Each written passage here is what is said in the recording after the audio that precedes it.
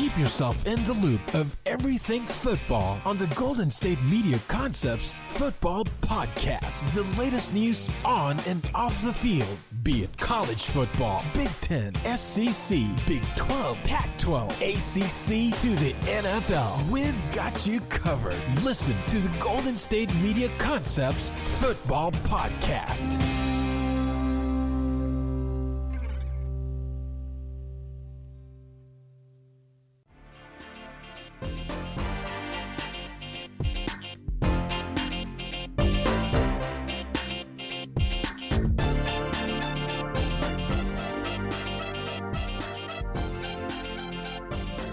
Welcome to the GSMC Football Podcast, brought to you by the GSMC Podcast Network. I am Ethan Orfe, host alongside Brice Lewis, and the Super Bowl just happened. Brice, we just watched that. We watched man. Kansas City versus the 49ers, and the 49ers ended up coming short in the big game. Kyle Shanahan. Yeah, they said a lot of Atlanta fans were happy last night because it's like, oh, it's not us, it's him. Okay.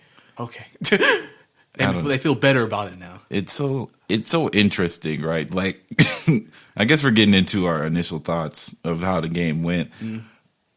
I will tell you, by the middle of the second quarter, I was like, Kyle Shanahan's pitching the perfect game. So I was just like, wow. His first drive, the play calling he was pulling out, he was doing some trick plays. He was doing some interesting stuff. The in arounds and stuff. He was going all in. He was putting all his chips on the table. Impressed me? The trick play that Kansas City did on the goal line.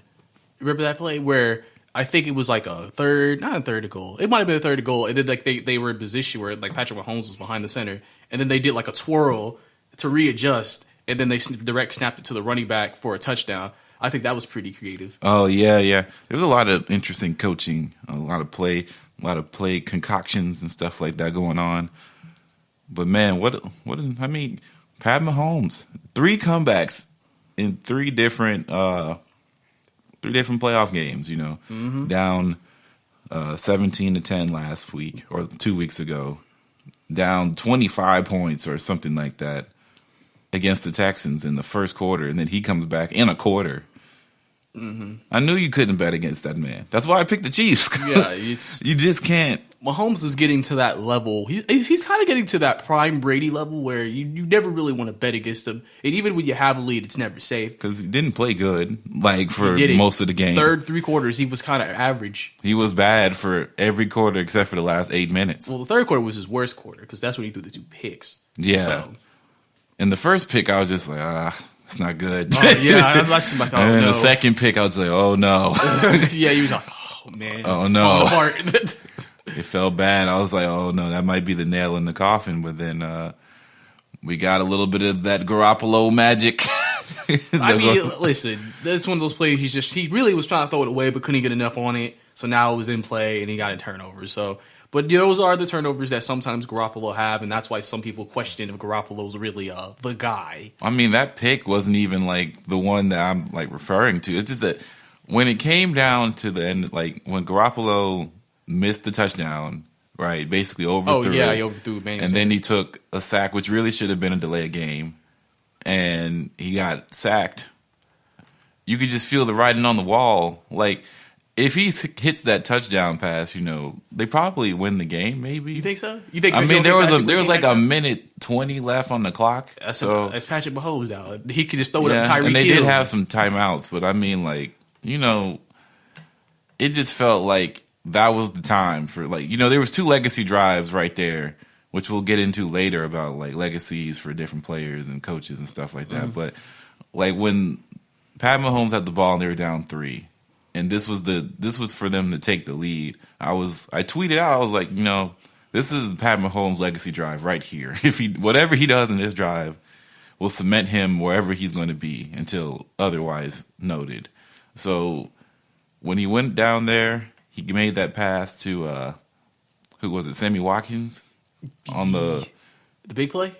Yeah, it had to have been the bigger play. The big play that got him down there. Yeah, it was Sammy Watkins. Yeah, so Sammy Watkins. Because I remember Tyreek Hill got them the second touchdown when they were down 3, and then the other touchdown to take the lead. It was Sammy, and then they gave it to Damian Williams in the flats, and he went and got the touchdown. Which those 2 drives were just really just willful drives. Because if you think about it, even though he didn't play as well, Mahomes did a lot of stuff in that game that really kept them in the game that people you're not even thinking about too hard. Some of those escape moves out of the pocket where he was just picking up first downs because everybody's so concerned with him throwing down the field, which is why one of the reasons he's so good is because he can throw on the run, and he'll bait defenders in by trying to say, oh, I'm going to run or I'm not, and he'll wait for somebody to bite, and then he'll throw the ball 10-plus yards, and then that's an easy pickup. Does he kind of remind you of Russell Wilson when he runs a little bit? Not as I don't think he's not as not big as a run threat, but the way he can, I don't think anybody's as good as Russell when it comes to pocket escapability, because Russell Wilson will literally get almost dragged to the ground and then he'll find a way to get out of there. But Pat Mahomes literally was almost touched like 30 times, almost like on I think either the second to last drive where they almost got to him a few times. And then I remember when he was looking for a flag after he ran like 10 yards for a slide, where he really should have just been sacked. Like, he just shouldn't have escaped the pocket like that. He was just finding ways to get out there, and that's why pocket mobility is so big in the NFL for quarterbacks. And if you can't move in the pocket, you're just dead in the water. Yeah, the league's becoming more of a mobile quarterback league. At least you ain't got to be able to have to run like Mike Vick or Lamar, but you got to be able to move a little bit, Like, you can't. That's why the dinosaurs of the league are becoming even more of the dinosaurs of the league as they are, Drew Brees was mobile for a little while as far as pocket mobility. He had some good pocket mobility, knows pocket presence. But at the end of the day, he's getting old. He is old. It's not getting old. Tom Brady is old. Eli just retired. Phillip Rivers might be retiring, or might have been forced. He was definitely forced to leave the Chargers. I don't know if he's going to stay out the league. I don't know if he has another shot in him. Big Ben, I don't know what's going to happen with him. He says he wants to come back. Steelers, ultimately, if the Steelers want to bring him back, I guess. You gotta mention Ryan Fitzpatrick too. I was about to say, Ryan Fitzpatrick is still be moving a little bit. He's the Benjamin Button. The older he got, the better he's performed. But it's just really it was just a really, really good performance at the end by the Chiefs. They kind of reminded why everybody was so gung ho about them last year, because without the offsides penalty, they might be in the Super Bowl and they might have won it that year. So he might be really back-to-back Super Bowl champions.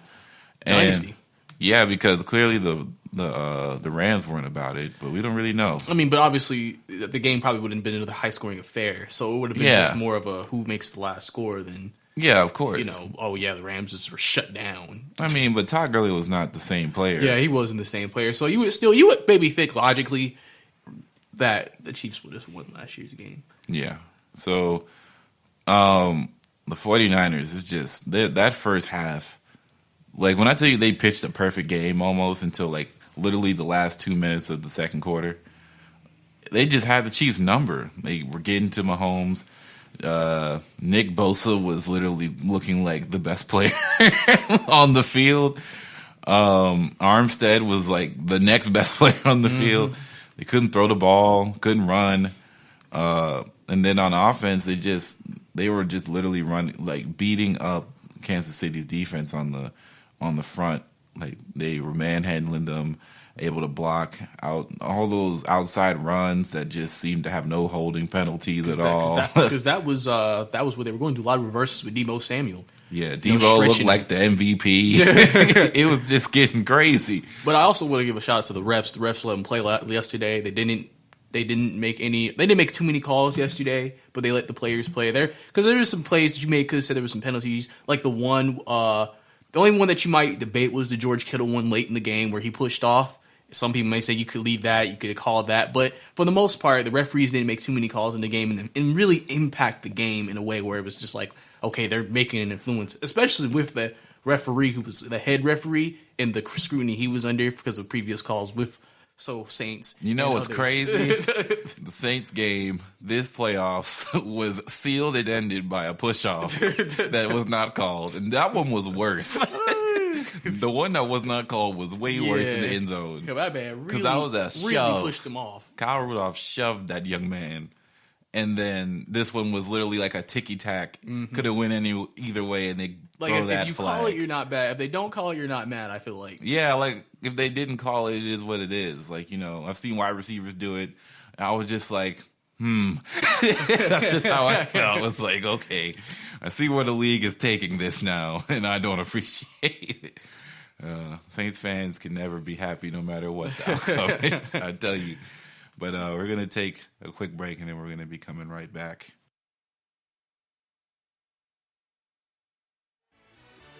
Are you looking for help for your fantasy football team? Check out the GSMC Fantasy Football Podcast. Get today's best advice on who to start, who to sit, even who you should draft. From sleeper picks to red-hot lineups, they got it all covered for you. That's gsmcpodcast.com/fantasy-football-podcast. We'll cover traditional leagues, dynasty, PPR, even IDP leagues. When you need fantasy help, there's just one show to hit up. Don't forget to like them on Facebook and follow them on Twitter. Visit gsmcpodcast.com for more info.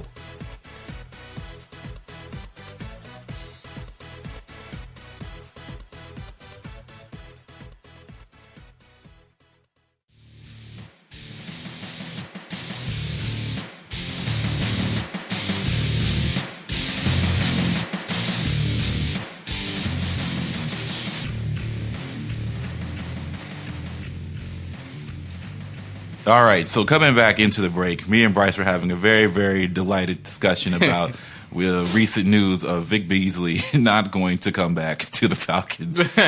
And we're talking about contracts, and we're really just going to talk about some legacy stuff from the Super Bowl. And one of the things is, what is Patrick Mahomes going to get paid when it's time for the pay to come? We're just going to assume that he's going to keep the level of play that he's shown the past two seasons he started.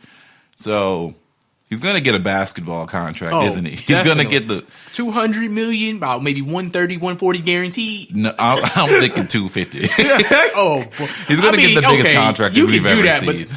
But what's going to be outrageous is he's going to get that contract, and then somebody like who's an average quarterback who's doing maybe a little bit like who's an average quarterback potentially? Minshew. Nah, not Minshew because he got years. I can't really think of one right off the top of my head. But some average quarterback's gonna be like, "Oh, he got 250. I didn't get 250." After a while, the GM and the owner are gonna be like, "All right." Well, you know, the cap is supposed to rise in the next 2 years or so, something like that. So Pat Mahomes is scheduled to make insane money. He's the endorsement money is already there. Like he's State probably Farm's paying him a lot to do commercials. Yeah, that's just State Farm. He's about to be all over the place. Oh, of course. When you win the Super Bowl, you start ending in every commercial. Especially now that some people consider him the face of the league now. So. I mean, he is legitimately the Steph Curry of football. Like he was last year for sure. Just the way that offense was like the Warriors.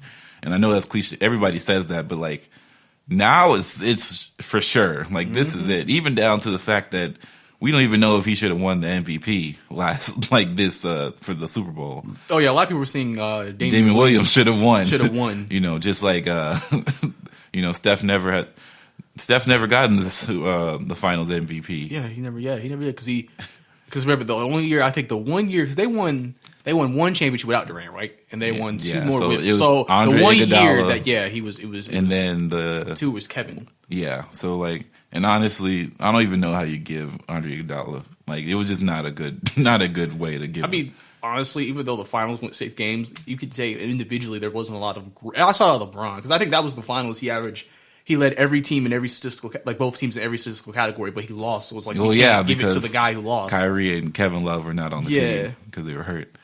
But mixed brothers taking over.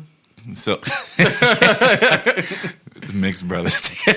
I mean, literally, Patrick, Steph, like that's.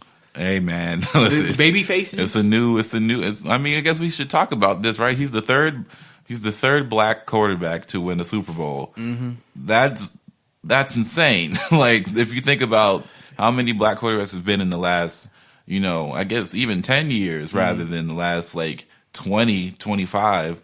Like Vic is so popular because even though he didn't win a Super Bowl or he didn't really go too deep into the playoffs, he was so iconic. And the last time we saw that was what, like Warren Moon or yeah, but I think the last one who won it was Randall Cobb. Yeah, Randall Cobb, Randall Cunningham. Randall Cunningham, yeah. Randall Cobb was a wide receiver. Yeah. Randall Cunningham won. Then of course Russell Wilson was the second, I suppose. And then now we have Patrick Mahomes. So that's it. Randall Cunningham. May I make a note about the ESPN just released of Michael Vick? The 30 for 30? Yeah, it's really good. I haven't seen it yet. I recommend you watch it. It's really good.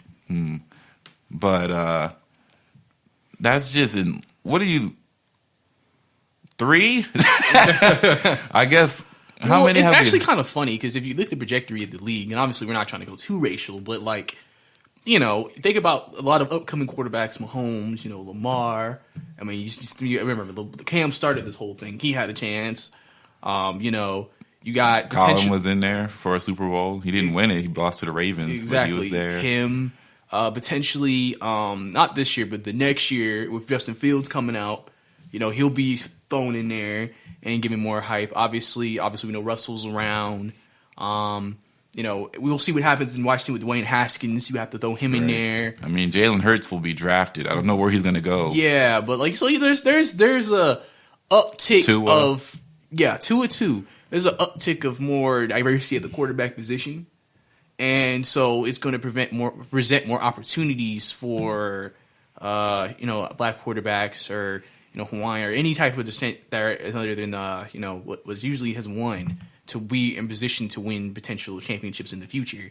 And I think that's kind of an exciting time for the league because also remember the league's majority black, but mostly the main position has been usually considered a pretty much Caucasian position. Right. So it's kind of going to a point where it's like, okay, now we have more guys you can kind of get behind, obviously, because that's why a lot of people within the African American community was very much rooting for Lamar Jackson because stole the league by storm and somebody you can get around. He basically to what a lot of people were in the league was what Michael Vick was to Atlanta.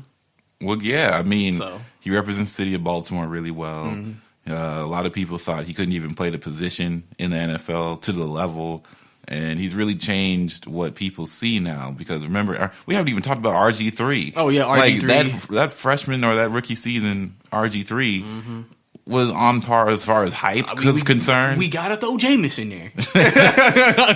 I mean, yeah, Jameis coming out of college was. People thought he was going to be like an MJ. Yeah. We didn't talk. Deshaun Watson. Oh, yeah, Deshaun. I see. You see it as there's a lot of guys we can mention that are playing and competing at this level that could potentially put in the right situation could explode. Right. Teddy Bridgewater. Teddy Two Gloves. Man, it's just a lot of representation going on. A lot of good guys in there. But let's get to some more legacy things, of course. Got to talk about Kyle Shanahan. 2 for 2 on just now. I think this one's different because at first, I guess knee-jerk reaction was when they were up 21-10, and they had basically they could have tried to run the clock out. Mm-hmm. They passed 5 out of 7 times in that drive and gave the Chiefs the ball back. Mm-hmm. Right, so it's kind of funny because it's like. In that situation, you would think going against a team like Kansas City, be aggressive, throw. Because throwing the ball is what's considered aggressive.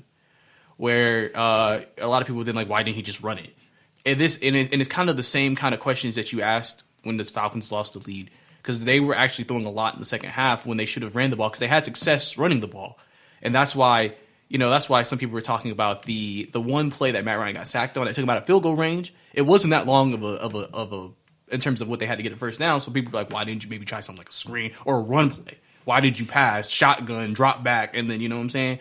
So I think with Kyle Shanahan, it's almost like that's why some people feel like his play calling in those situations becomes very just, it's like you're a running football team, and then when you need that to show, to ice the game, you don't. And I think also what makes it worse in a way, it's not as bad. But we can sit here. What makes it bad is that with the Falcons when they lost it, it was the whole fourth quarter / end of the third. Mm-hmm. This one, they were up 10 and there was like 6 minutes left, and then now you lost by 11, and so it's just like a 21-point swing in 6 minutes. Right. And that seems like, if logically you would think that's a collapse. You know what I'm saying? And I think that's why a lot of people are now he's gonna have this legacy now until he wins the big game, because we know he can get you there. I mean, now he's going to replace Andy Reid as the guy who wins all these games. That's what I was going to say. He right now he's kind of starting an Andy Reid legacy where he can get you. He can win. You can win games every year with him. You can get in the playoffs. You can maybe make the Super Bowl here and there. But when it gets to the big game, he struggles to win it. And so now people are going to question: can he win the big game? Like, can he get through? Because you would think with Kyle Shanahan being an offensive mind, offensively it should not be the problem. You shouldn't be questioning his offensive play calls. But both times it has been like, choosing when to do stuff. But I don't really like to say that this time it was 100% on him. Oh, yeah, it wasn't. It's like 65. I'd say 70. I guess 70% just because the plays that he was calling the plays just because. But if you look at some of the defensive, what the defense was showing, they were putting it was 8-man boxes to stop the run. So, of course, you're going to pass. The problem is the Chiefs were sending the house. So, I mean, maybe he should have called a screen pass or something like that. But, if you look at some of the plays, not Travis Kelce, but Kittle was open a few times. They had a few open wide receivers at times. And would you say that's maybe more of a Garoppolo thing? Nah, just the pressure. They were getting to the quarterback. They were making him throw, rush throws. Chris Jones had 2 of the bigger plays in the second half where he deflected 2 passes on back-to-back drives. Mm-hmm. I don't think that gets lost in translation. Chris Jones had a super big second half of just the impact that he had. I don't think he sacked the quarterback once, but he definitely got into his throwing lanes and was using his athleticism to get up there and tap the ball away. So the Chiefs just kind of turned it on, and kind of once the momentum really got on their side, it was up to them. It was up to it was up to Garoppolo to throw at a certain point, because they could have tried to run the ball, but they did. In fact, they did run the ball one time that second drive, right? And then they got the false start, and then wasn't it that sequence where they had a false start and they had an offside, so then it was went from I don't know, first and 15 back to first and 10, and then I think they tried a screen, and I think that was one of the late drives where they threw it on that possession, and I think they maybe only run it one time or something. Well, it was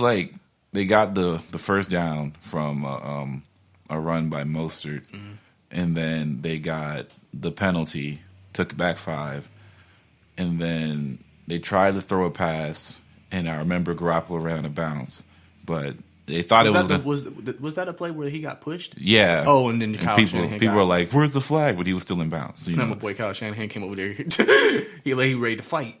Okay, whatever. His feet were definitely still in bounds.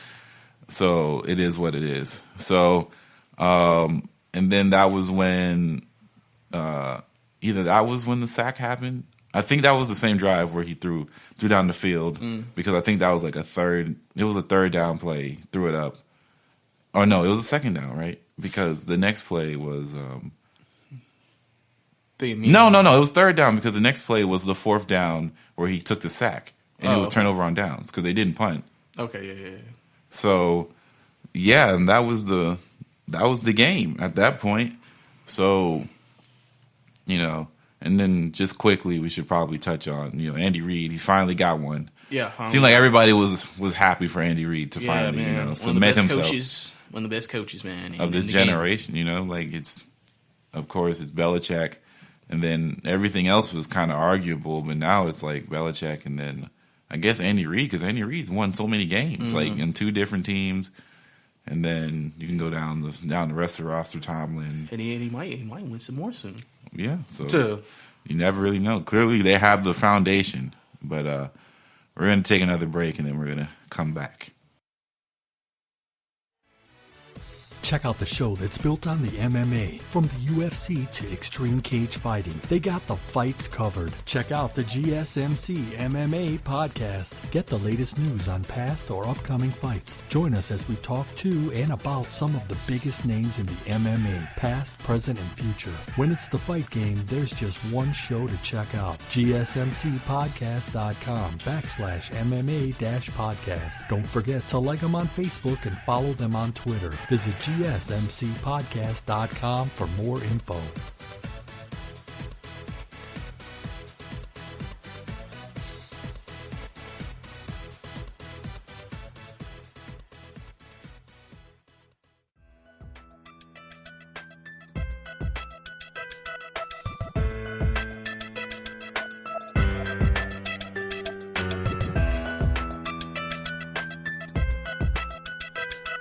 All right, so Brice, season is done. We got to find who's the first guy, who's the first team, of course, that you think are going to be the favorites. For I would assume it's the Chiefs, right? Yeah, the Chiefs. Kind of has to be. They had obviously Vegas releases their odds. The Chiefs are number 1. They're expected to repeat next year with the Ravens being number 2. So. Right now, Vegas looks like they say the Lombardi Trophy is going back to the AFC again next year. So I think that's very interesting. Obviously, we don't know what the AFC is going to look like next year. There's a lot of things. Obviously, we would expect Baltimore to be good again next year. Mm-hmm. We would expect Kansas City to be good again next year. We don't know what's going to happen to New England. We don't know what's going to happen to Pittsburgh. Every other team is kind of like, even Houston, we really don't ever know what's going to happen with all the teams. I mean, we would think like maybe a team like Tennessee would be back, but we don't know. So we'll have to see what happens, in my opinion, sir. I mean, obviously, I feel like but I also do feel like it's very fluid in the NFC also. Because is there really a definitive favorite in the NFC that you just know, like next year they're back? Because I mean, you don't know how the 49ers are going to respond to this next year. Seattle usually is good every year. They'll be back. You maybe would expect the Rams to be better next year, or to at least be relevant next year. You don't know what's going to happen in Arizona. Arizona could be better when Kyler Murray's second year. Obviously, NFC South wise, I mean, obviously if Drew Brees comes back, you would expect the Saints to be just in there. Don't have no clue what's going to happen with the Falcons or the Panthers or the Buccaneers. So maybe NFC South is probably decided again. But and then obviously NFC East, maybe like people might probably try to bump the Cowboys up there a little bit, depending on what they do this offseason. Eagles are always in the picture at the end of the year. You never know. Maybe the Giants, because they have a lot of good offensive talent. The Giants. Well, like I'm just meaning in general in the division and in the NFC in terms of just teams that could be good next year. All right. Because Well, I mean, let's look. Because it's hard to really say who. Like, I mean, do you have a team in the NFC that you just know, like, next year they're going to be in the Super Bowl? I mean, I would think that you kind of have to look at who's the most talented, of course, like you've been saying. But I would say that you got to look at teams that kind of their seasons were kind of short-handed due to injury. So, like, Philadelphia might have a really good season because they were looked to be Super Bowl champions or Super Bowl contenders this season. Mm-hmm. But, injuries from literally all different types of parts from their offense and defense that kind of hindered them. And then if you look at maybe a team like Dallas that kind of underachieved and maybe under new regime of Mike McCarthy, maybe they can find that, that oomph that finally pushes them over the hump. And then, of course, you got to look back at some, like the 49ers probably can still run it back, You just don't know how they're going to respond, Super Bowl hangover, the way you lost, you just don't know how they're going to respond to it. Yeah, and a lot of their, their division's probably going to be a lot tougher again. Another year for Kyler Murray. Maybe they figure something out over there. And, they kind of did figure some things out near the tail end of the season, the Cardinals. Yeah, because the Cardinals have some talent there. They just need to improve the offensive line and defense. And, I mean, Kyler showed he can score points. So Seattle's not going anywhere. Yeah, Russell's probably good. They're going to be consistent next year. Like you said, the Rams, they can figure out what happened really to their season. They still have Jalen Ramsey under contract, so they still have some quality top-end players. Granted, they don't have a lot of cap space because they paid. Yeah, they pay a lot of guys, so they're kind of cap strapped. That's why it's always an interesting dynamic with the Rams, because you're 9-7, you're getting older, because they actually have also one of the top 5 oldest rosters in the league, and then you're cap strapped. So it's like, I always say with cap strapped teams, you really depend on the draft to get you better, because you hitting on picks, because you don't have the money to maybe go out and get a lot of value, like very maybe better named free agents to fill certain holes. So you may have to draft younger guys and hope that they come in and play well from the get go, since they're going to be cheap options at first, but also could be potential Pro Bowlers and stars down the line if you hit on them. Right, and then there's just a bunch of, like, it's hard to pick. Super Bowl odds are hard, or they're not hard because you want to pick against the grain, but it's tough when you've had someone like the Patriots be in the top of the Super Bowl odds every year, and they've made it every other year, essentially. They made it 2 years in a row in the last 2 years, besides this coming. And then it was every other year for the better half of the decade. So do you think that wherever Brady goes to, there'll be a Super Bowl favorite? No, well, I mean, yes. That's just how odds are. Like, people, it's really just Tom Brady, and people choose him. Granted, this will be Tom Brady outside of in a new system in 20 years. So, what can you really do? What can you say? Like, I wouldn't put money on it. Like, if you went to the Chargers, of course they have talent, but it's the Chargers. It's not Bill Belichick. It's Todd Bowles, or not Todd Bowles, but it's Anthony Lynn. Which is not a bad coach. He's a good coach for what he's done for them. Obviously, they just, I don't know what it is with the Chargers in close games. Yeah, but we want to talk about choking close games. They can't. MVP, and that's why Brady would help. Because Brady's culture and his presence will help everybody to be clutch. Oh yeah, whatever. Okay. I mean, of course, the Chiefs are probably going to be the biggest favorites, and deservedly so. You would think the Ravens. Yeah, Ravens are second, so it's like Chiefs, Ravens, San Francisco, which is just hilarious to me. That the team that just made it to Super Bowl is third in on the list, and then the Saints, New England, the Chargers, then Green Bay, then Dallas, Pittsburgh, Atlanta, which is just Atlanta's over Seattle, they're over Minnesota.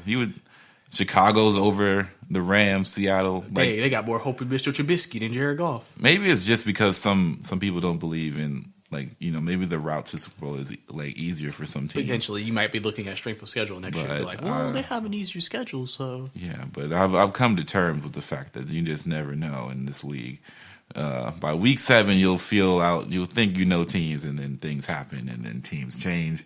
Honestly, it's just the nature of the league. I say you truly don't know who's the best teams till you get to the playoffs.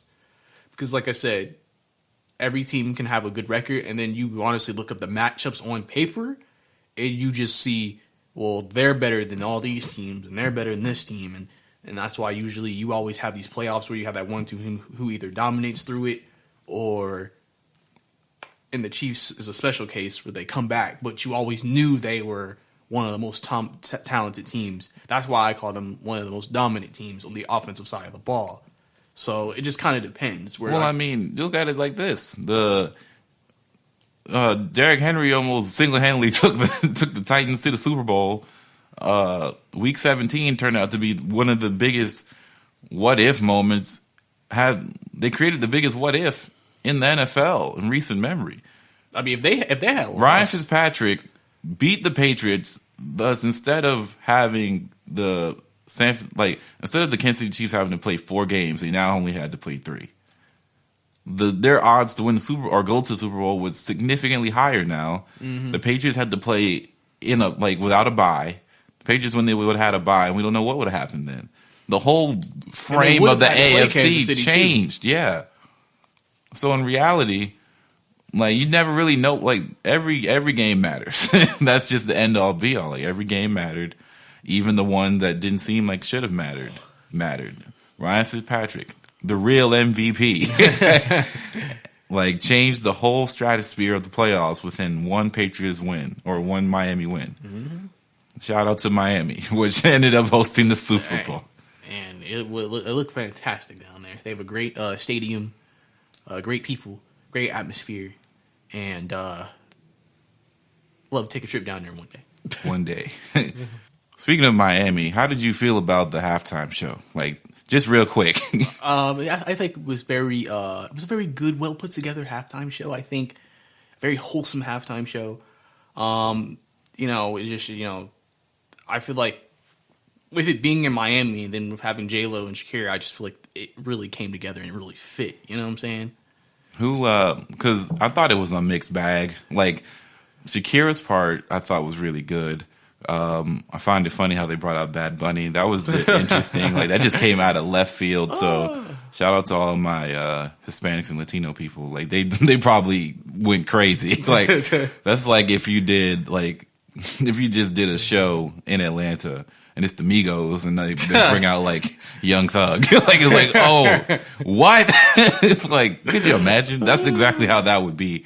But then J-Lo came out, and then all the memes were happening, and everybody was like Ashanti in the background singing J-Lo's parts. I was just like, oh man, it's not looking good. But it was pretty entertaining throughout and through. Like, very, very. I was waiting for Ja Rule to come out. Did you see Kendrick Perkins' tweet? Yeah, I did. I saw Giannis's tweet too. Yeah, man, that was it was pretty entertaining. Yeah, it was a good Super Bowl for the most part. Probably one of the better halftime performances we had in a couple of years. The commercials were kind of weak though. Yeah, my dad was watching with me. He's like, these commercials are lame. You know what it is? Everybody's trying to go for heartfelts, and they're trying to make it all dance and like all upbeat and punk. I was like, we want old GoDaddy commercials back. I don't even know what to like. It just weren't good. Like, it's like they're trying to, but it's funny because somebody I listened to earlier did say this. They were like, a lot of the commercials were really directed towards a lot of middle United States. Like, they had like farming commercials and military. Yeah, so I noticed it was directed that. towards them. So, and then I feel like the theory is that we've gotten so big as far as commercial budgets that throughout the year, there's these commercials that just come out that are like really, really good. And like, they're all like, the production quality and stuff are so like next level now to where Super Bowl doesn't even feel that, like, the commercials are not even like as exciting anymore. Like, I feel like honestly, they try too hard. I feel like it's just like they know we're going to have like the largest base of people watching one programming. So that's why you pay like $5 million for a commercial spot. Right. And it's just like, I thought the Samsung commercial was really good with Anthony Anderson. Oh yeah, I think that was pretty decent. And then the NFL probably had the best commercial for the NFL 100 when they had all those kids, and then Alvin Kamara, and then Brice, and they had almost all the best, the biggest and best stars really out there. It was a really good combination of the league and the history and all that stuff. So yeah, when your own network, when your own product has the best commercial, and the program is known for having some of the best commercials ever. It just kind of is what it is. Like, they had the dude from Always Sunny in Philadelphia for like 5 different commercials. Like, we got it. It's a running gag, but like, it wasn't that funny. Like, it just didn't work. Bud Light tried. Like, that was like, Bud Light's been doing good for the past few years. Oh yeah, they have. With the dilly dilly and all that stuff, it just didn't work out this year. Better luck next time. I don't know what that Rick and Morty commercial was. Oh, the pickle Rick Pringles cans. Was it that one? Yeah, I think that was what they did it for. Yeah, it was Pringles. Yeah. I was like, I don't know what that was. Yeah, so we'll just have to wait and see what they do next year. But we're gonna take a break and we're gonna come back with some NFL honors talk that's coming up. Check out the show built around the women of MMA. From the UFC to the extreme cage fighting, we got the fights covered. Listen. It's the Golden State Media Concepts Women's MMA Podcast. The latest news of upcoming fights, discussions of previous matches. Join us as we talk to and about the biggest names in women's mixed martial arts, past, present, and future. When it's the women's fight game, you know where to listen to. The Golden State Media Concepts Women's MMA Podcast.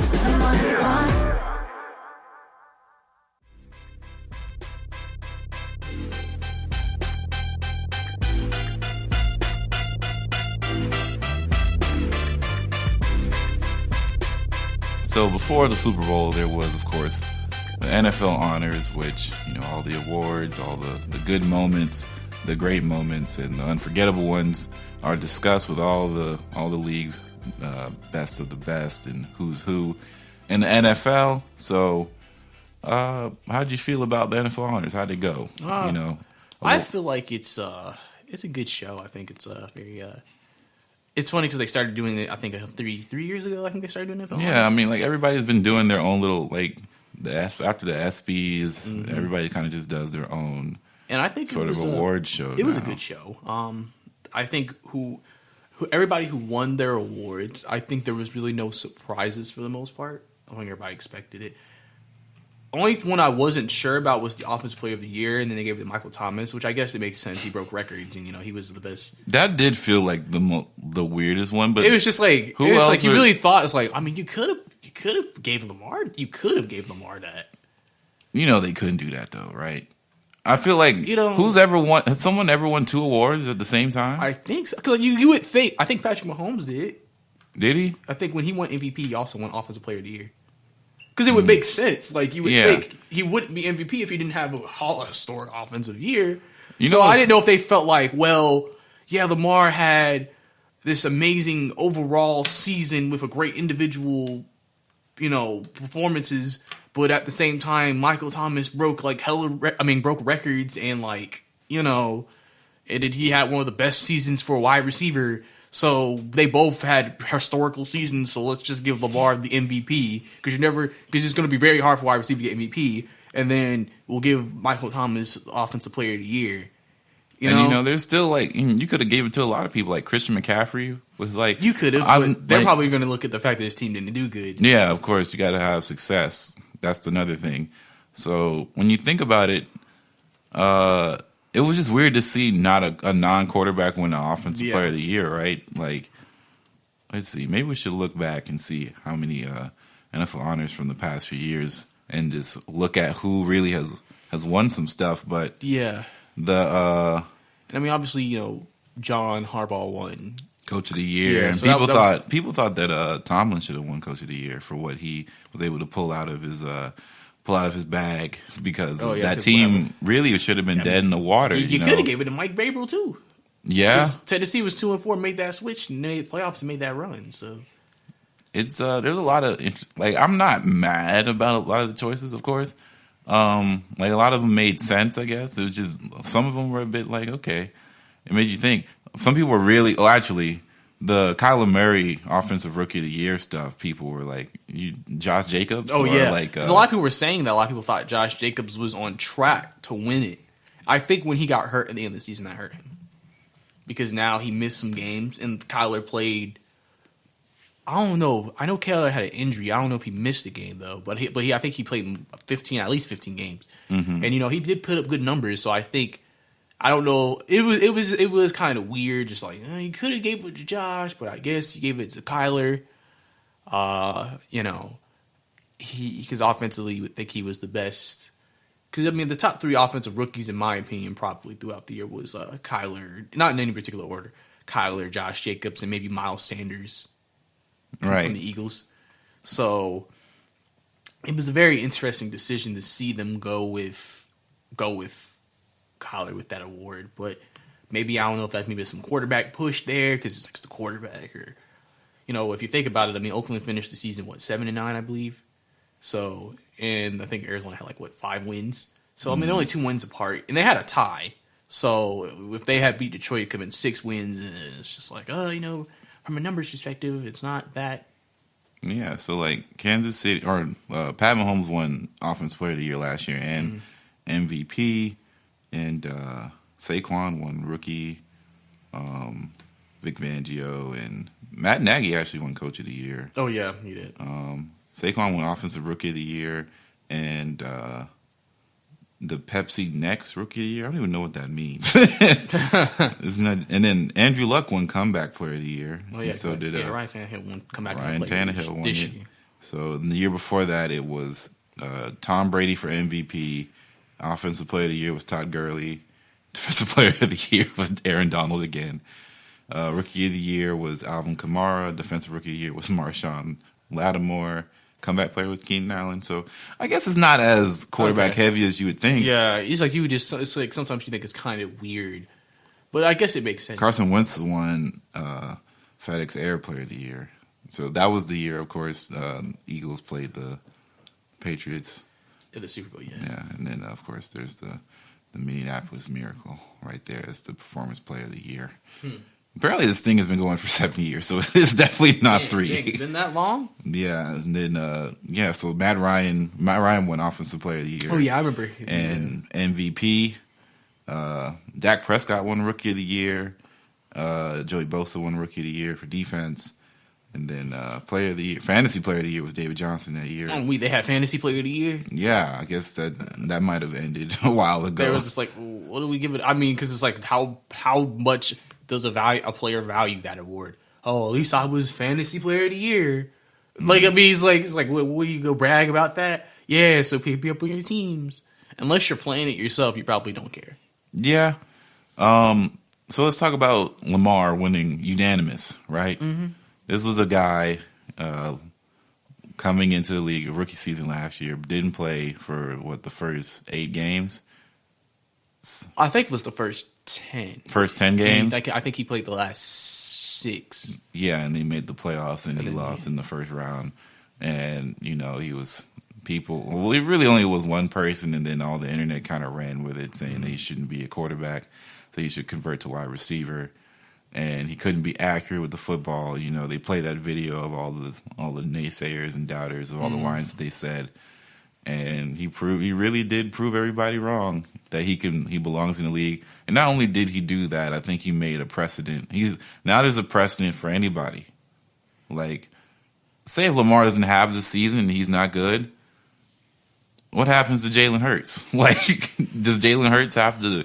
Do people consider him a quarterback anymore? What happens to guys like up there in Ohio State, Justin Fields, right? Even though Justin Fields looks like he's he can throw the ball too. He'll be a top 2 quarterback next year. But like these guys who are, their mobility is their strength rather than their accuracy or stuff like that. But they're improving that part of their game. Yeah, but people always doubt them for they're not the traditional pocket passer. They don't sit in the pocket as much. They run too much. Mm-hmm. They don't last in the lead because they take too many hits, which I think is not true anymore. I think really after RG3, I think a lot of people learned that, slide or get out of bounds. I mean, some people don't use the Cam Newton argument. That too. But Cam's a little bigger too. So Cam was taking punishment for years, like the triple option, the quarterback designed runs. He was delivering punishment for a while, but after the Super Bowl run, he's been getting lit up year after year, and he just hasn't been healthy. A lot of time off, so obviously that's a big decision that has to come out of Carolina. What they're going to do with Cam? They're supposed to have a full workout with him in March to evaluate him and see where he is coming back from his injuries and. Maybe potentially keeping him for his last year. Maybe potentially. Yeah, but I think that not RG3, but Lamar really just set a precedent in the NFL that if you believe in a player and you believe in his talents and you build something around the player instead of trying to fit the player in a system, what the Ravens did is what people do in basketball all the time, right? Mm. It's why the 76ers are so frustrating to watch because they have 2 players that are doing some of the similar things. Like, Ben Simmons is a guy that's really good at finishing down low, and he could be like he could play a small ball 5 since he's 6'10". That's true. But him and Embiid can't be on the same floor together. But, that team they didn't build that team as a thought process of, what fits best. They just kind of took the best players and developed them. Mm-hmm. Instead of like something like because you always have the perception they'll figure it out, right? But like someone like the Mavericks who are kind of building a team around Luka Doncic, or even you can even say the Hawks, even though it hasn't really worked out yet, but they're trying to build a team that can suit Trae Young the best way possible. Copying the Warriors model of basketball, or build a team like with James Harden over the past few years, where everybody can space the floor, everybody can shoot a 3 ball, and it's ISO offense, and trying to make somebody commit, and you kick out, or he takes the layup, or you step back threes, or whatever the case may be. You know, the NBA builds around players all the time, and it's easier to do that because it's not like 11 players on each side. But football is notorious for saying it's my way or the highway in coaching and scheme fits and all that stuff. Mm-hmm. And only very recently has it really been changing with all these like quarterback gurus and offensive minds and young stuff like that. Too. Right. It's not even the older ones. It's about a young offensive mind. Right. So it's like, now we're seeing guys like Kyler Murray, who's like 6'1", coming into the draft, and people saying that he can play. Like, that's not something that people said like a few years ago. People thought Drew Brees was going to fail because he was 6 foot. And like, his hands aren't the biggest in the world, right? And he was still a pocket passer, so people still like, well, he has talent. But Kyle Murray was not a pocket passer. And that was big Russell Wilson too. Yeah, like Russell Wilson. That's why he wasn't people. drafted in the first round, because they said he had first round talent. It's just he was short. Right. So and then Dak is a taller guy comparative to those two, but his skill set wasn't a pocket passer. I mean, you never expected Dak to be what he is now after what you saw at Mississippi State. If you ever watched Dak Prescott at that time. Yeah, so it's just like you see all these players coming in who bring a different level of ability, and teams are now trying to adapt that and use it to their best ability instead of trying to fit these guys in peg holes. And it's starting to make the league a little bit more diversified in offense. A lot of college schemes are coming into the NFL now, so and now NFL defenses have to learn how to stop these college level schemes, and so they're talking to college defensive coordinators, and defensive coordinators from college are getting picked up that come to the NFL now. And there's just a lot of different it's different eras of football. NFL football evolves all the time, so it's just another evolution. But it's almost like get with the program now, guys. Like, the pocket passer era is coming to an end a little bit.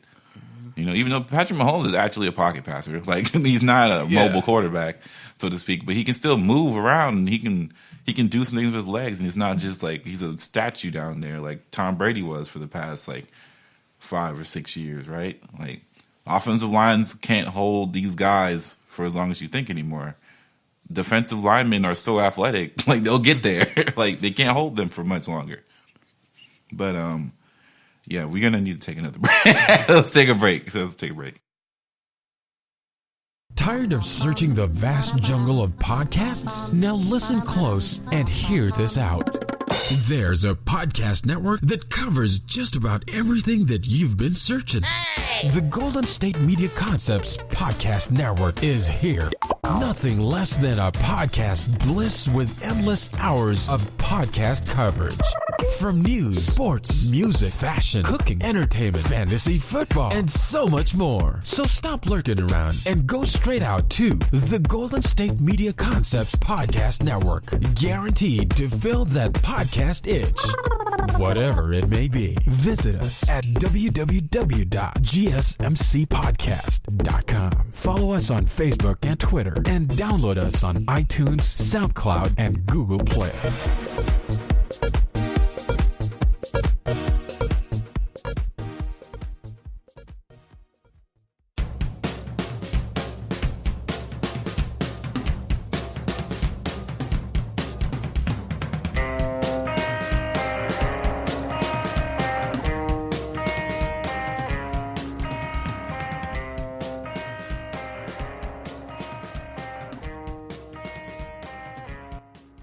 All right, so Brice, NFL football, college football, American football is done.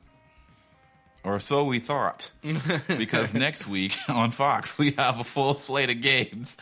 Well, not really. We have like a few games on Saturday and a few games on Sunday from the XFL. The XFL is back, and they're going to try and not flail out like the AAF did.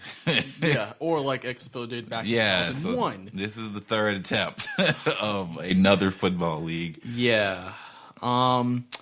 This is a league that is funded by WWE / Vince McMahon. Obviously, he's always wanted to have this extra adventure outside of it. And also Oliver Luck, Andrew Luck's dad, also is like the commissioner of this league, so he's also involved with a lot of other owners and coaches. There's about 8 teams in the league. They have a lot of different rule changes because they want to make the game faster and they want to make the game safer, but also still just as exciting and strategistic. And it's going to be interesting to see what happens, honestly. You know, you've seen the ads on Fox. I'm surprised did they get one during the Super Bowl? I don't remember seeing one during the Super Bowl. I think they did. I saw one where it's like soon it'll be our turn. Like next week is our turn. Oh, okay. As in like the XFL. Okay. Yeah, so because obviously this league has a lot of former players that we watched in college or was in the league, like Cardell Jones. I think he's a starting quarterback. I'm assuming these are the starting quarterbacks. That's why they're in the advertising. Right. And Aaron Murray, obviously Georgia fans know who that is. Connor Cook, Michigan fans know who that is. It's a league that kind of gives you more football during the spring. Because if let's say you're not a basketball person and then you're not a baseball person, but you're a football guy. Well, now you have more football to at least get you through spring. Mm-hmm. So it's kind of an exciting time, I guess you can say, maybe a little bit for people. I think people don't know what's going to happen, so I feel like it's more of a curiosity right now of what the league could potentially be and what the league could potentially turn into. I feel like for them, in my opinion, if they can get to 16 teams within 5 years, I think they feel pretty successful. Right. And we'll see. Like they're not doing this to become the number one league over the NFL. That's not their goal here. Because that's going to take, you would have to be successful for a good few decades to be able to actually even get on the level of the NFL. Unless the NFL turns a lot of people off somehow and then everybody just says, you know what, screw this, I'm going to XFL. But it's definitely something I think that can be used as even though they won't say it, can be used as a development league or a league for players who maybe don't get a chance, during the season. They can go to X. Like literally what you could do is this. Since it's right after the NFL season, players can decide, do I want to be on the practice squad of a team and potentially get signed, or do I want to go to the XFL where I can maybe be a starter and show my talents so that way I could be on a team the next year? Obviously, undrafted free agents maybe. Because obviously, what a lot of players go to now is the Canadian Football League that's still going on. Yeah. But obviously, they have their season, and obviously a lot of players that that we used to watch in college and maybe was in the pros for a little bit, they go there. Now with the American League having another league in terms of the XFL, it gives players a chance to now go to a league still in America and play and see what happens. But like I said, this also is a great ground for rule changes because, like I said, the XFL is trying out some different rules. Mm-hmm. They're like the 2-point, like how every time in the NFL you go for a 2-point or field goal, right? Yeah. Where now they've changed the 2-point conversion where if you attempt it, there's no field goals. So if you attempt it from the 2-yard line, it's 1 point. If you attempt it from the 5-yard line, it's 2 points. If you attempt it from the 10-yard line, it's 3 points. Yeah. So they think this will help improve strategy and also maybe comebacks are more likely. Because think about like 2 minutes left in the game, you're down 9. Mm-hmm. Usually in the NFL, you have to score a touchdown and still get an onside. Where now, literally, you score a touchdown and then you just got to go from the 10-yard line into the end zone and you can tie the game. Yeah. So they feel like that can be more exciting, because it's a back and forth game. And they also feel like that it presents more of a strategistic element to the game. Mm-hmm. You can because like, let's say it's early in the game and you're down like 15. Yeah. If you go for 2 early, let's say you score a touchdown, you go for 2, you get 8 points. Mm-hmm. So then you're only down by, what did I say? I said 15, right? So you're down by 7. So now you could go for a touchdown and then just get a normal 2-point. But like I said, it's still not as automatic because you still have to run a play. There's still going to be defense versus offense. I think it sounds like it's a very exciting move. Also, the kickoffs are different. Yeah.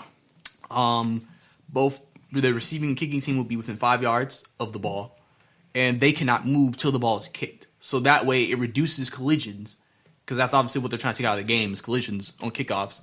But also they can provide kickoff returns because obviously more than likely no one's going to be right there when you get the ball. I mean, nobody really is on kickoffs, but it's more, you have more space in a way. Because you got to think it's a strategy. How many people are going to stay back and block and try to hold them up? How many people are going to run and try to get close to the kickoff man, then block? So it's kind of one of those things.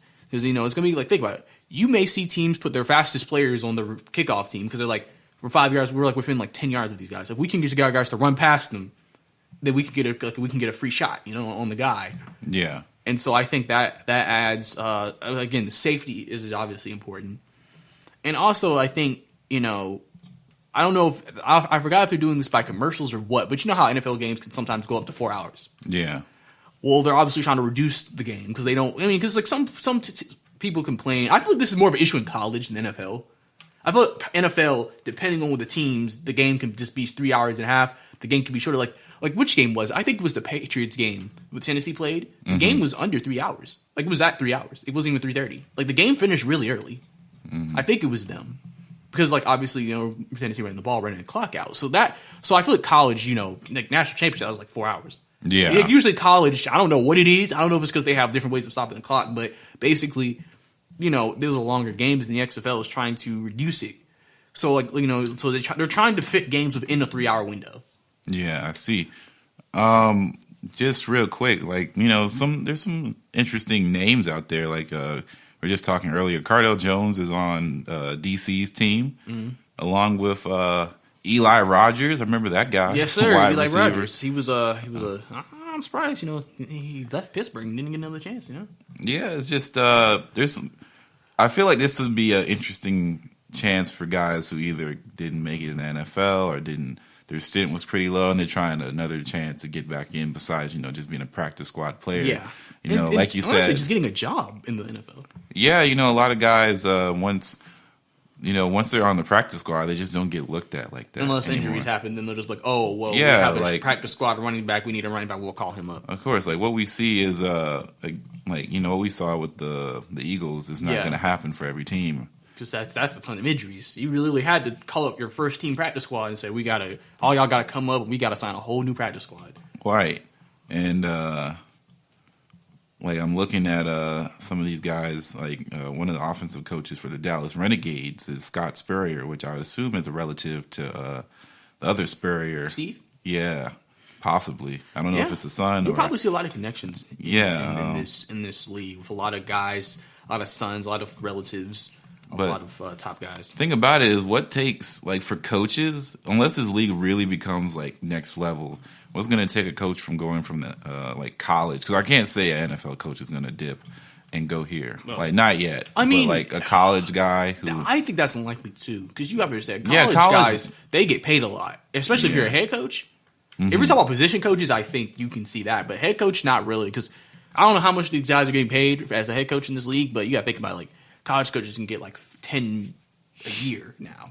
Yeah. So, but I don't know, man. I'm just looking at a lot of guys. We see Landry Jones. Yes, Landry Jones. A lot of people in Pittsburgh do not like that man. he's for the Dallas Renegades, and there's not as much big names here. I feel like it just honestly, it's a local name in terms of if they played on your team, you know who they are. Yeah, or if they were big in college, but they weren't great in the NFL, then you know who they are. Which I think will be good for this generation, just because a lot of people a lot of people are fans of players and not teams. A lot of the younger guys who watch sports now, so maybe they'll just see someone like Cardell Jones and be like, I liked him at Ohio State, so I'm gonna cheer for him.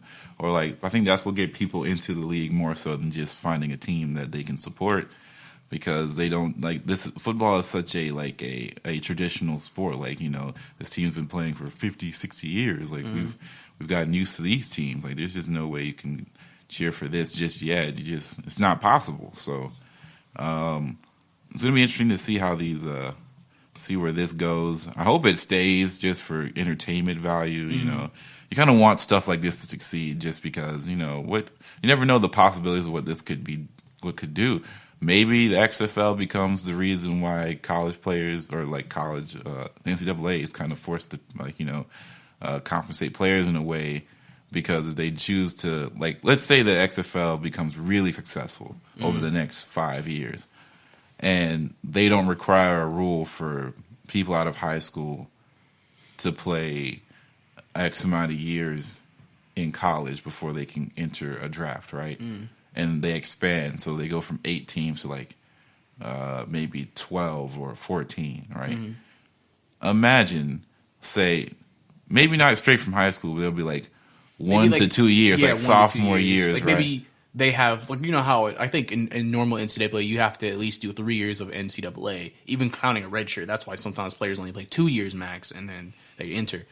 I like that they reduced that to like maybe just 2 years max. Yeah, and then you see so guys, you might have a player who red shirts and then plays a year and then XFL and then yeah, you know and then like that might be a good supplement for players that get a lot of hype. Yeah, or like, you know, a lot of situations with families and, you know, money situation, like can go ahead and get some money, Yeah. play in a league, get some publicity because it's gonna be on TV. Right. Maybe make a name for themselves, and then And the then go NFL to might NFL. come calling and like, hey, you know, we like you after the season's over. Though the only thing I do worry about with that, since it is in spring, it could be very demanding on the body. Because think about it, Yeah. as soon as the league's over, you're getting closer. Like, this is where teams are really having a lot of their mini camps and training camps in a couple months. So it's like, Well, April that could be tough, you know, because I don't when's know. when's the NFL draft? April. So like the league ends April what, like 26th, the XFL? So like what? So it ends like right before the draft starts. I guess either right after or right before it. So like in reality, you know, I mean, they wouldn't be drafted necessarily. They'd just be signed. I guess so. Unless you can declare into the NFL draft from there. Technically, if nobody do this, anybody can sign up for the NFL. You can go to the NFL and say, I want to become an official player. And then if a team wants you, they can pick you up. Like, literally, they legitimately could do that. That's how sometimes players may not even have to go through the draft system. And then, you know, they could just get into the league that way. Yeah. You know? But obviously, I feel like, when you're coming out of school, unless, like I said, you're in there's a unique situation in the XFL, you're going to go NFL first just to see if maybe you can make something happen for yourself in the biggest league. Mm-hmm. And then it's just good to know you have that. Well, you know, I could still do something in XFL and maybe get back into the NFL later. Yeah. You know what I'm saying? And then that can create opportunities for you where you still are getting some pay, you're still playing the game you love, and you're still able to, you know, perform at a high level and, you know, show yourself out. So yeah, man. So we're gonna take a final break, and we're gonna get into just what we liked about the season. So like this last season, and what we hope to see coming in next year, and just, you know, reminiscing on quality good football season that's coming up. This is your ultimate stop for everything sports. The Golden State Media Concepts Sports Podcast. Should I say more? From the NFL, MLB, the NBA to MMA, it's all in here. The Golden State Media Concepts Sports Podcast. Listen now.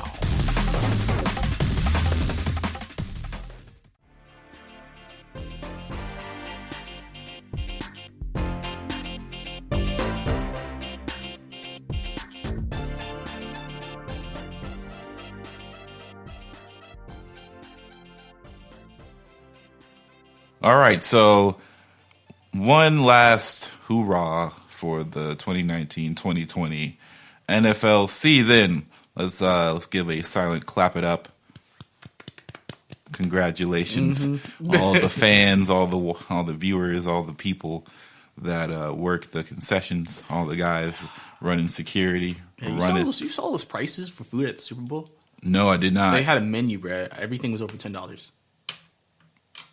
It makes you appreciate what I don't like the Atlanta Falcons, but I've been to the stadium plenty enough times to appreciate the fact that food is very, very affordable in that Atlanta Falcons stadium, especially comparative to like what they have at, well, now not called SunTrust Park, but at SunTrust Park. Those food prices are absolutely insane. They're charging you so much. Like I was like $12 for a hot dog. Why would I? Yeah, what? like That thing better. If that thing was huge, then you could eat by. They give you the normal size Frank hot dog, and they say that's 12. I'm like, that's not even the combo. exactly. That's not even the combo. It's just the hot dog itself. Actually, a combo is just the food item and a drink. You know what's funny? You don't get a bag of chips. It's funny because No they fries. actually say like a lot of things about sometimes these like big games. is that a lot of people who go to these games are corporate people, and usually corporate people are not as rah-rah. They're kind of just like, you know what I'm saying? So it's not so they're expecting a lot of people because obviously if you go to the Super Bowl, you have money because those tickets are not cheap. Yeah, it's like so they're expecting $2,000 a pop. Yeah, so they're like expecting you to like have money. So that's why they're charging you because they expect you to have buy your like $5,000 ticket and still have about $6,000 left over, so we can charge you $12 for a hot dog, about $8 for a drink. And then if you want some popcorn, that's another $15. And then it is like, you know, it shouldn't be anything to you, and we're making a lot of money out of this. Right. So, because if this was like, I feel like if this was, now I don't know if this was the prices all year long for Miami, but you know, potentially you never know. Oh, big game, let's jack up prices. You know? Yeah. So what did that's just insane to me. Like when I remember they put up the infographic of what. I guess from the last 50 years since the during the Super Bowl. Yeah, it was like $15 for a Super Bowl ticket. Now it's like $2,500. Commercials are like $5 million. Yeah, compared to what was it? $75K. I think. Yeah, that's what it was. Like $75,000 for a commercial spot. Like you're really dumping some change to get a commercial just to get like a 15-30 second spot. Yeah, and now I've noticed that a lot of guys just buy up all the spots, like the same ads. They'll just get a huge sponsorship. It's like I notice a lot of them like to do like they have their like full length 30-second, and then they'll have like that quick 10, 5, or 15-second ad. So just in case they have to do a quick break, okay, we can shove this 10-second one in there. Right. Like think about the Chiefs commercial for the Super Bowl. Obviously those were pre-made for both teams, and then it's just like, okay, well whoever wins, we'll just plug them in here, and then you know what I'm saying? Yeah, I mean they've done that all the time. That's like I remember. I don't think Kevin Harlan did it for the NFL, but I know for.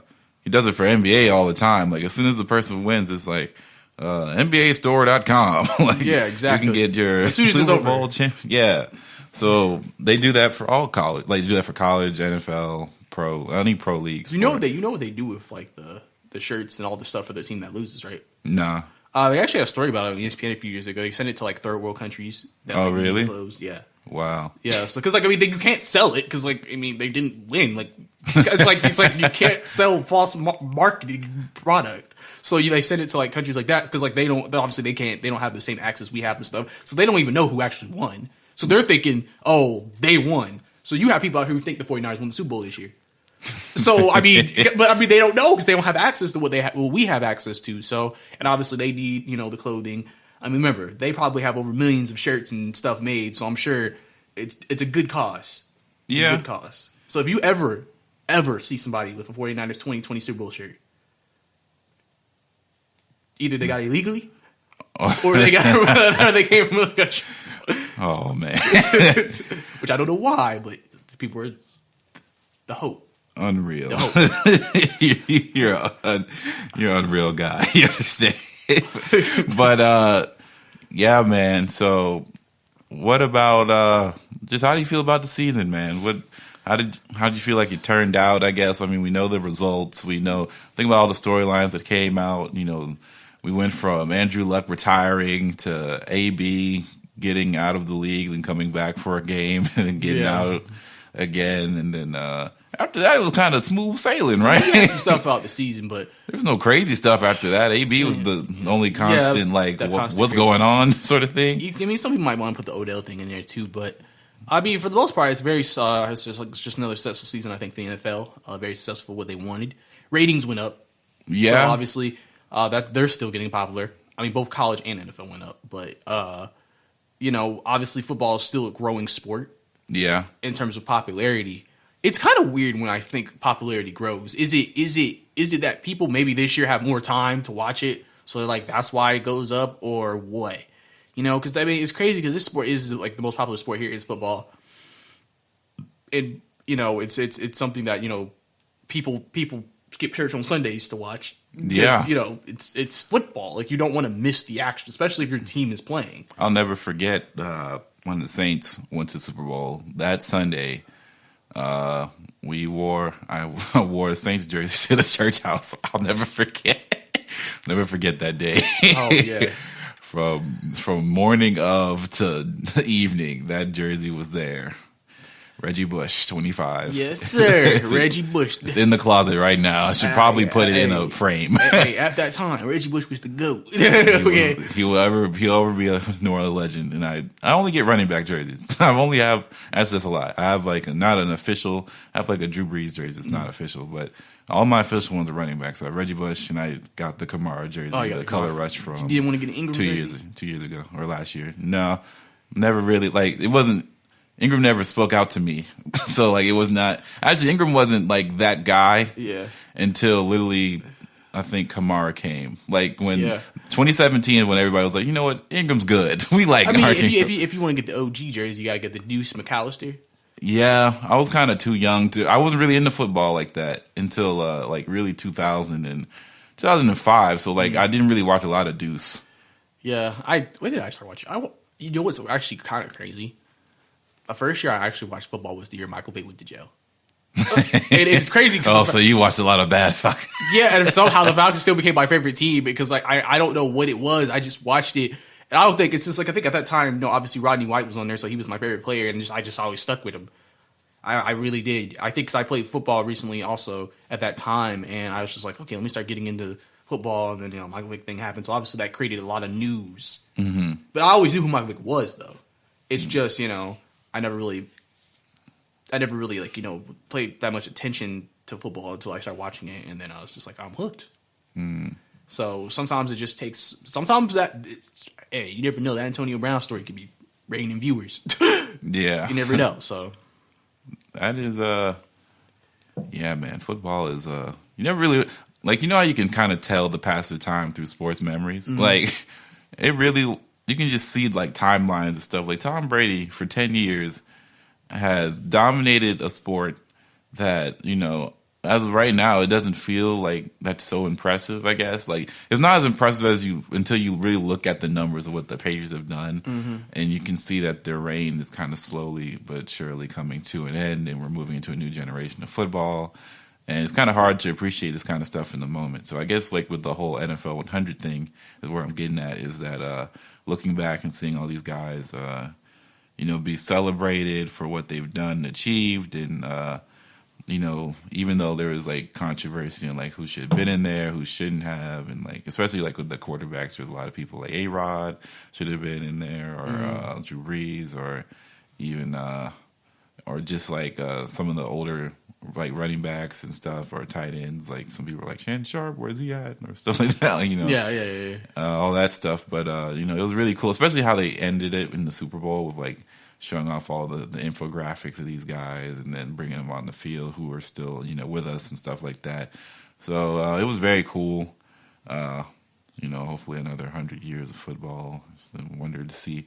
I don't think I'll be here, but, yeah, but, whoever's there to watch it, I hope it gets there, and I hope the game is still being played and stuff like that. And, there's not a lot about concussions this year, as much as you would think, right? Mm-hmm. Well, I guess the Carson Wentz thing was pretty rough. And obviously Luke Kuechly. That too, yeah. Yeah, so that's probably going to be something, but yeah. Not too crazy. No. But yeah, man, good year so far in football. But yeah, definitely. Let's go ahead and wrap this thing up. That will be it for the GSMC football podcast. As you know, we do this we come out every Tuesday, so we record every Monday. We'll still be doing so throughout the off season, so we'll keep you updated with off season news, different moves, all the big stories, all the small stories, and we'll just keep you guys posted. So make sure you stay tuned in with us and all other shows at the GSMC Podcast Network. Please don't forget to rate and review us on any of the sites and podcast RSS feeds that you do choose to listen to us at. And don't forget to follow us on social media. So that's our Facebook, Instagram, and our Twitter. So for Brice, this is Ethan for the GSMC Football Podcast. We'll see you all next week. You've been listening to the Golden State Media Concepts Football Podcast, part of the Golden State Media Concepts Podcast Network. You can find this show and others like it at www.gsmcpodcast.com. Download our podcast on iTunes, Stitcher, SoundCloud, and Google Play. Just type in GSMC to find all the shows from the Golden State Media Concepts Podcast Network. From movies to music, from sports to entertainment, and even weird news. You can also follow us on Twitter and on Facebook. Thank you, and we hope you have enjoyed today's program.